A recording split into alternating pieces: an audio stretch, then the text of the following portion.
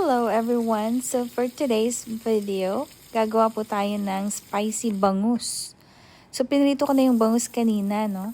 So ayan, magsaute na tayo ng garlic. Damihan po natin ng garlic hanggang sa maging brown po siya. And then, ilagay na natin yung chili flakes. Yan. Tansya-tansya lang po kung gaano kadami yung gusto nyong chili flakes. Kung gusto nyo ng mga spicy or medium heat na spicy.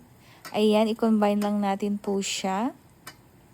Tapos, ilagay na po natin, isunod na natin ilagay yung paprika. O, diba? Para medyo spicy na spicy. So, sa amin is medium to medium heat lang yung spicy na gusto ko. Ayan. Tapos, lagyan po natin ng olive oil para makombine ng mabuti. At pagkatapos po niyan, ilagay na natin po yung pinarito nating bangus kanina. So, nagprito ako ng isang buong medium na bangus. So, yan. Lagay po natin at i-combine lang po silang lahat. Ayan, i-mix-mix lang natin para makombine po natin yung chili flakes. At pagkatapos po niyan ay lagyan na po natin ng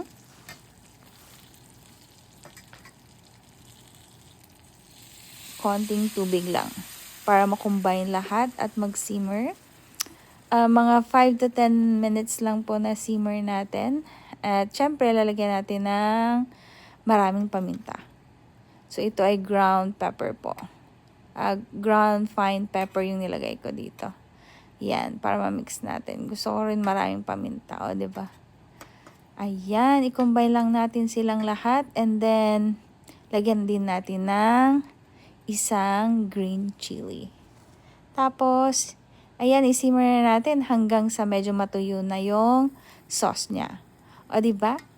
Till next vlog. Bye! Thank you for watching!